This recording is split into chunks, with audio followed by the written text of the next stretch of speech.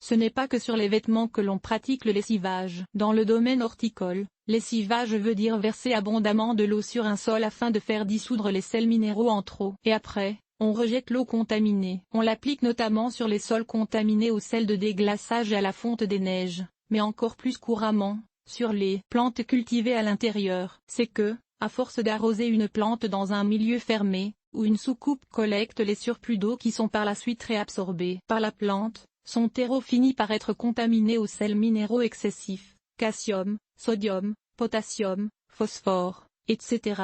Ces sels sont naturellement présents dans l'eau d'arrosage ainsi que dans les fertilisants qu'on applique et sont, en petite quantité, bénéfiques aux plantes. Mais quand ils s'accumulent dans le sol, ils brûlent les racines des végétaux. Les eaux dures, ce qui est généralement le cas des eaux traitées, en contiennent beaucoup plus que l'eau de pluie et les eaux additionnées d'engrais. Encore plus encore, l'eau distillée est la seule qui ne contienne pas des sels minéraux. Quand on voit un cerne croûté blanc ou jaunâtre se former sur la paroi intérieure du pot ou sur la tige de la plante, c'est signe que le lessivage est plus que nécessaire. À ce point, le surplus de sel a probablement déjà commencé à tuer les racines. Mieux vaut faire un lessivage avant d'arriver à ce point. Il est sage de faire un lessivage 2 ou 3 fois par année. Si l'eau de votre robinet est très dure, soit d'un pH de 7,5 ou plus, votre municipalité pourrait vous le dire, un lessivage aux 2 mois n'est pas exagéré. Si la plante passe l'été à l'extérieur, la pluie fera le travail de lessivage pendant ces mois en plein air. Certaines plantes tolèrent mal les sels minéraux,